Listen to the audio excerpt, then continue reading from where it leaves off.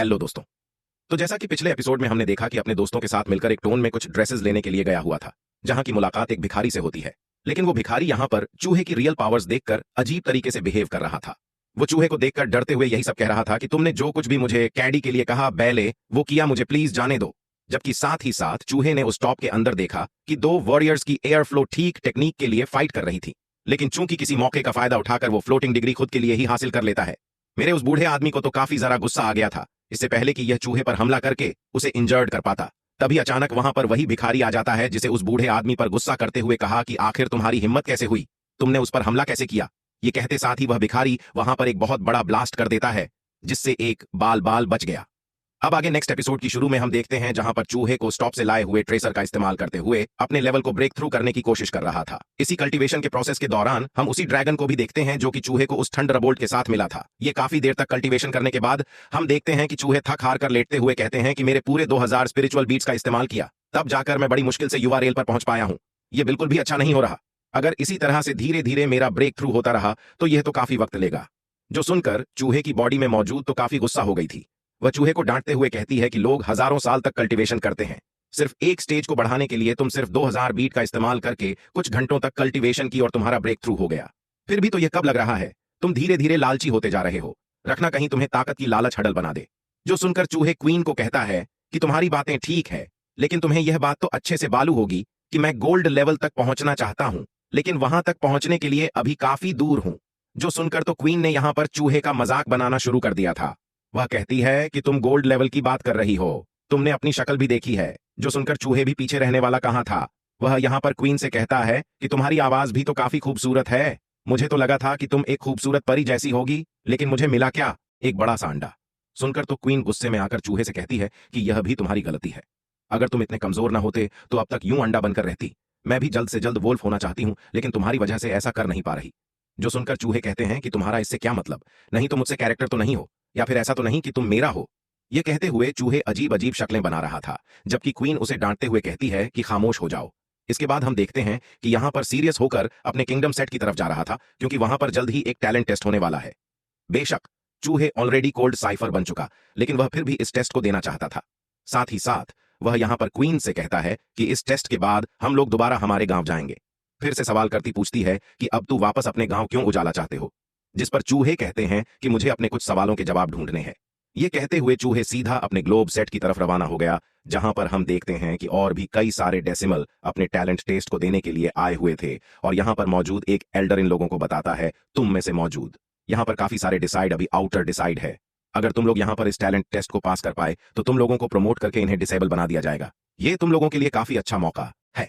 ये सुनकर वहां पर मौजूद एक डिसाइड कहता है कि सबसे पहले मैं कोशिश करना चाहूंगा, और वह यह कहते साथ ही सीधा यह स्टोर पिलर के सामने आ गया था, जहां वह अपनी स्पिरिचुअल एनर्जी इकट्ठा करके उस स्टोर पिलर के साथ अपने टेस्ट देने शुरू कर देता है। जबकि साथ ही साथ हम यहां पर दूसरी तरफ यूवी को देखते हैं, जो कि चूहे को बता रही थी कि यह स्टोर पिलर तुम्हारी स्पिरिचुअल लीडर चीज के साथ रिएक्ट करता है।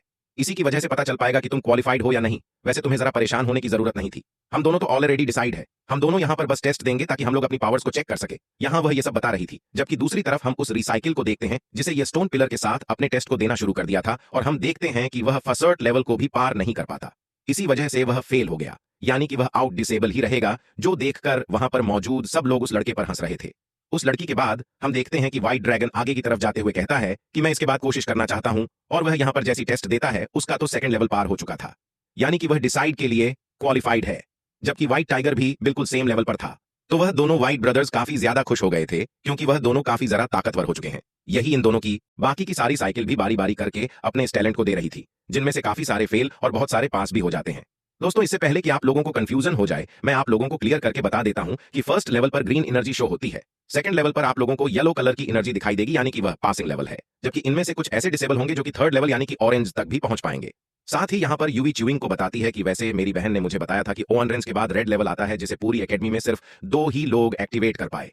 उनमें से एक इंसान हमारा चीफ डिजाइनर गोंग युवान है, जो सब बताने के बाद अब यहां पर यूवी की बारी आ चुकी थी। वह भी आगे की तरफ जाते हुए स्टोन पिलर के साथ अपनी स्पिरिचुअल एनर्जी टेस्ट देने शुरू कर दी है, और हम देख पाते हैं कि उसने काफी आसानी के साथ थर्ड लेवल यानी कि ओरिजिनल जी को एक्टिवेट कर लिया था, जो देखकर वहां पर मौजूद सब लोग काफी खुश हो जाते हैं। जबकि साथ ही यहां पर मास्टर भी शियोमी की तारीफ करते हुए कहते हैं कि तुम बिल्कुल अपनी बहन की तरह हो, एक दिन तुम भी काफी जरा कमियां बनोगी।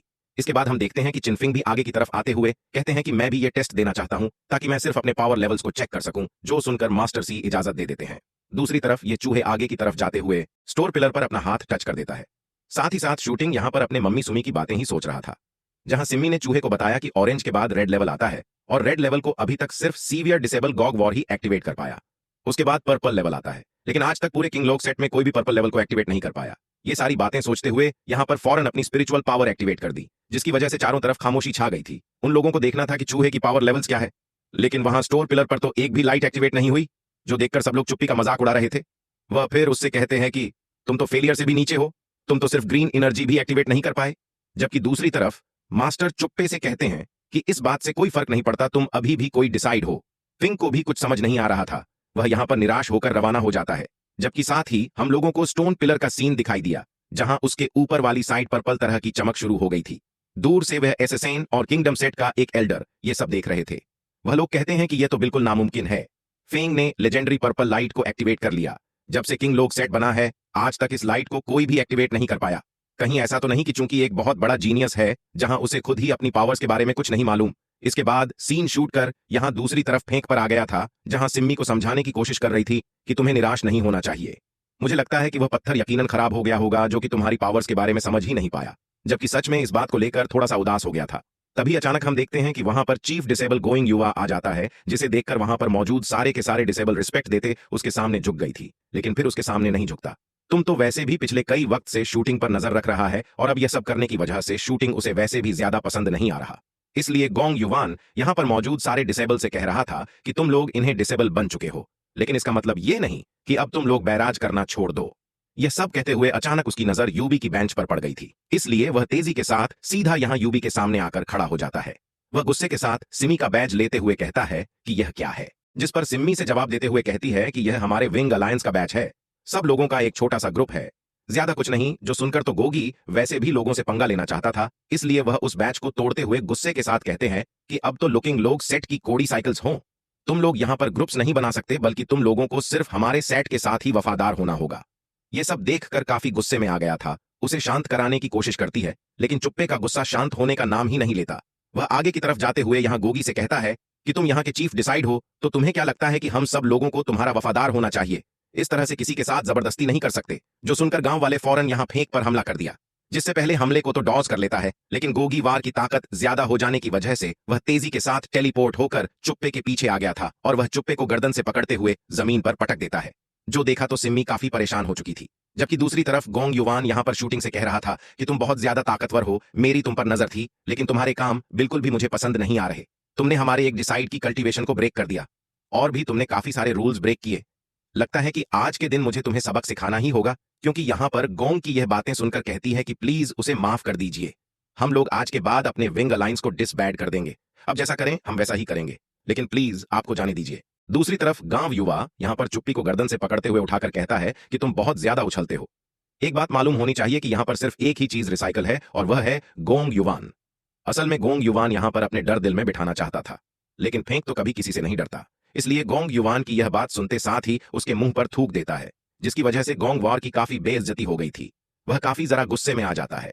उसे फेंक को नीचे जमीन पर पटक दिया, जबकि साथ ही साथ उसने अपनी एनर्जी एक्टिवेट करना शुरू कर दी थी, ताकि वह उन पर हमला करके उसे जान से मार दे। जबकि दूसरी तरफ क्वीन फिंग को समझाने की कोशिश कर रही थी कि तुम इस आदमी के साथ पंगा नहीं लेना चाहिए, अभी के लिए तुम इसके लेवल के बराबर नहीं हो। जबकि चिन फिंग उसकी कोई बात नहीं सुनता। हम देखते हैं कि फिंग भी यहां पर अपने सूर्य गॉड की पावर्स को धीरे धीरे करके एक्टिवेट करता जा रहा था।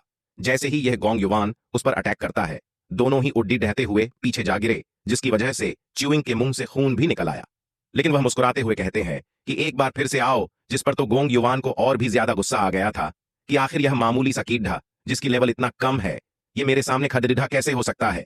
अब तो मैं इसकी जान लेकर ही मानूंगा। जो कहने के बाद गोंग युवान अपनी पावर एक्टिवेट कर लेता है। दूसरी तरफ फिंग भी अपनी पावर एक्टिवेट करते हुए सीधा गोंग युवान की तरफ बेअरेच रहा था। इससे पहले कि यह दोनों एक दूसरे पर हमला कर पाते, तभी अचानक हम देखते हैं कि मास्टर सोंग बीच में आ गई थी, जिसने गोंग युवान को रोक कर पीछे हटा दिया। जहां मास्टर सोंग ब्रदर गोंग युवान से सवाल करते हुए पूछते हैं कि तुम्हें चीफ डिसेबल और उसके बावजूद भी तुम अपने जूनियर डिसेबल पर हमला करके उन्हें जान से कैसे मार सकते हो? इस बात की एक्सप्लेनेशन देनी होगी, जो सुनकर गोंग युवान यहां अपने मास्टर से कहता है कि प्लीज मुझे माफ कर दीजिए। लेकिन शायद आपको मालूम नहीं कि फिंग ने हमारे अपने ही लोग सेट के कई सारे डिसेबल पर हमला करके उनकी कल्टीवेशन ब्रेक कर दी। ये खुद को कोई जरा ही ताकतवर समझता है, इसलिए मुझे लगा कि शायद मुझे इससे सबक सिखाना चाहिए। जो सुनकर मास्टर यहाँ पर गोंग युवान से कहते हैं कि तुम मुझे मत बताओ। मैं जानता था कि लियू मिंग एक बड़ा कमीना है। वह सारी की सारी डी साइकिल्स को बुली करता रहता था। कभी न कभी तो उसके साथ यह होना ही था। अगर फेंक न करता तो कोई और कर देता, जो देकर गोंग युवान को भी जरा गुस्सा आ गया था। यहाँ पर मास्टर जोंग से कहते हैं कि आप आखिर इस लड़के को क्यों बचा रहे हो। इस पर मास्टर जोंग जवाब देते हुए कहते हैं कि यह लाडीएच का तुमसे पावर लेवल में कम है। तुमने 10 साल तक कल्टीवेशन की है। एक बार यह लाडीएच का भी 10 साल तक कल्टीवेशन कर ले, तब तुम इसके साथ फाइट कर लेगा। लेकिन शूटिंग मास्टर की यह बात सुनकर कहते हैं कि 10 साल तो बहुत ज्यादा हो जाएंगे, मुझे सिर्फ 1 साल की जरूरत है। यह सुनकर वहां पर मौजूद सब लोग काफी हैरान हो गए थे कि मास्टर भी फेंक से कहते हैं कि तुम ये क्या कह रहे हो।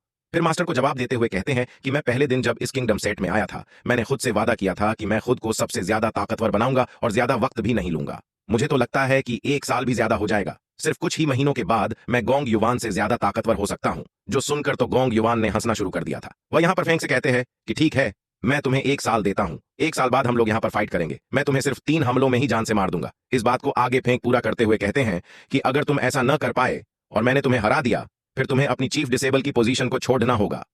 गोंग युवान को यह सब सुनकर गुस्सा आ गया, लेकिन वह अब इस बात से पीछे नहीं हट सकता। वह फेंक से कहता है कि मुझे तुम्हारी यह शर्त मंजूर है। आज से 1 साल बाद अगर तुमने मेरे 3 हमलों को ब्लॉक कर दिया तो मैं तुमसे वादा करता हूं कि मैं अपनी इस पोजीशन को छोड़ डीएच दूंगा। इवन मैं कोई कंप्लेन भी नहीं करूंगा, लेकिन तुम्हें भी मेरी शर्त माननी होगी कि वह फाइट कोई नॉर्मल फाइट नहीं होगी, बल्कि वह एक लाइफ एंड डेथ फाइट होगी। जो भी हारेगा वह मारा जाएगा। फिर भी उसकी शर्त को एक्सेप्ट कर लेता है। जिसके बाद गोंग युवान यहां पर जाते हुए फिल्म को धमकी देते हुए कहता है कि तुम्हारे पास जीने के लिए सिर्फ 1 साल है, उसके बाद तुम्हें मुझसे कोई नहीं बचा सकता।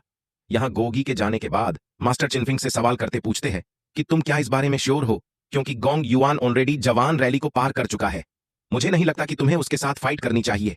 लेकिन फेंक अपने इरादे को लेकर पक्का था, इसलिए मास्टर जी उसे गुड लक कहकर वहां से चले जाते हैं। क्योंकि क्वीन भी यहां पर शूटिंग से कह रही थी कि वाकई में तुम काफी जरा बहादुर हो, तुमने तो मेरा सर फख्र से ऊंचा कर दिया। फिंग भी उसकी यह बात सुनकर थोड़ा सा स्माइल कर देता है। इसके बाद एक सीन में हम देखते हैं जहां शूटिंग चलते हुए अपने पास्ट लाइफ के बारे में ही सोच रहा था। वह अपने मन में कहते हैं कि मेरे फादर ने कभी मुझे मेरी पास्ट लाइफ के बारे में कुछ भी नहीं बताया, और जब भी मैं सवाल करता हूं वे गुस्सा हो जाते थे। लेकिन उस दिन जब मुझे टॉम में वह अजीब सा भिखारी मिला था तो उसकी बातें सुनकर मुझे हैरानगी हुई। ऐसा लगता था जैसे कि वह मुझे पहचानता है। यहां चूंकि यह सारी बातें सोच ही रहा था, तभी अचानक पीछे से टीवी आ जाती है, जो कि चुप्पी को इनवाइट करती हुई कहती है कि अगले 10 दिन बाद तुम्हें मेरे घर आना होगा। जो सुनकर फेंक हंस से कहता है कि कहीं तुम मुझे गुलाम तो नहीं बनाना चाहती, या मुझे किडनैप करने का इरादा तो नहीं। उसे डांटती भी कहती है कि बेवकूफ, 10 दिन बाद मेरा जन्मदिन है, मैं एक छोटी सी पार्टी रखूंगी, उम्मीद करती हूं कि तुम भी वहां पर जरूर आओगे। ये कहने के बाद सिम्मी वहां से चली जाती है, जबकि दूसरी तरफ फेंक भी अपना घोड्ढा लेकर वापस अपने घर की तरफ रवाना हो गया था। कुछ घंटों बाद आखिरकार उसे अपने घर तक भी पहुंच गया था, जहां दरवाजा बजाते हुए जैसे उसका फादर दरवाजा ऊपर करता है। सबसे पहला सवाल यही करता है, पापा, मैं सच जानना चाहता हूं कि आखिर मैं कहां से आया हूं और मैं कौन हूं। फादर यहां पर शूटिंग की यह बात सुनकर काफी हैरान हो गए थे, लेकिन वह जानते थे कि अब वक्त आ गया है कि चुप्पी को सब कुछ सच सच बता दिया जाए। इसके बाद हम देखते हैं कि वह दोनों एक रूम में बैठे हुए थे। परचून का बादर कह रहा था कि अच्छा, तो तुम्हारी मुलाकात एक भिखारी से हुई जिसके माथे पर एक सलीम का निशान बना हुआ था। ये वही इंसान है जिसे आज से कई साल पहले तुम्हें मेरे हवाले किया था। वो एक बारिश वाली तूफानी रात थी जहां मेरी मुलाकात इस भिखारी से हुई। वो काफी अजीब तरीके से बस यही सवाल कर रहा था कि क्या तुम्हारा सरनेम छू है। जैसे ही मैंने हाँ में जवाब दिया, उसने फौरन तुम्हें मेरे हवाले कर दिया। साथ ही साथ उसे बताया कि तुम्हारा नाम फेंक है। मुझे तुम्हारी हर हाल में हिफाजत करनी होगी और तुम्हें अपने बच्चे की तरह पालना होगा। वो पागलों की तरह यही सब बोलता जा रहा था। क्या मुझे जाने दो, तुमने मुझे जो कुछ भी कहने के लिए कहा था पहले वह कर दिया। तुम्हारा बच्चा अब सही सलामत है। जो कहती वह फौरन वहां से भागकर चला गया। उसके बाद मैंने कभी उस भिखारी को दोबारा नहीं देखा। उसे अपने फादर की सारी बातें सुन रहा था। तभी अचानक वहां पर एक अजीब तरीके का म्यूजिक सुनाई देता है, जिसकी वजह से चूहे का फादर वहीं पर गिरकर बेहोश हो गया। जो देखकर तो चूहे काफी हैरान हो गया था। वह फिर अपने रूम से निकलकर बाहर आ जाता है, जहां उसके सामने एक अजनबी खड़ा है। संजय भी वॉरियर को देखकर हैरान होते हुए कहता है कि अब तुम कौन हो, तुम्हें यहां पर क्या चाहिए। जिसके साथ ही हमारा एपिसोड यहीं पर खत्म हो गया।